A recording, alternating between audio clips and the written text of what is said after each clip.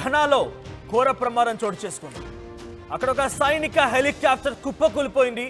దాంట్లో ప్రయాణిస్తున్నటువంటి 8 మంది కూడా స్పాట్లో మరణించారు. దాంట్లో ఒక 2 మంత్రులు కూడా ఉన్నారు. ప్రాణాలు కోల్పోయిన దాంట్లో రక్షణ మంత్రి ఎడ్వర్డ్ ఒమానీ బొమా కూడా ఉన్నారు. పర్యావరణ మంత్రి ఇబ్రహీం ముర్తాలా కూడా ఉన్నారు.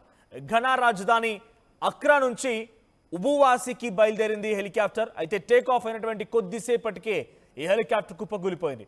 ప్రమాద తీవ్రతకు హెలికాప్టర్ల వారంతా కూడా ఒక్కసారిగా మరణించారు. So Ghana's government has confirmed that a tragic helicopter crash has killed 8 people. 8 మందిని ఈ ట్రాజిక్ హెలికాప్టర్ ఘటన ద్వారా మరణించారు తెలుస్తోంది. దాంట్లో ఎడ్వర్డ్ ఒమానీ బొమా, ఆ తర్వాత environment minister Ibrahim Murtala, Mohammed వీళ్ళంతా కూడా ఉన్నారు. మరొక 6 దాంట్లో senior national security adviser and helicopter సంబంధించిన వారంతా కూడా అక్కడ ఉన్నారు. So vice chair of the ruling National Democratic Congress and a senior national security adviser of the helicopters so crew మెంబర్స్గా ఉన్నారు. సో ఎయిర్ క్రాఫ్ట్ అనేది అది అక్రా నుంచి బయలుదేరింది.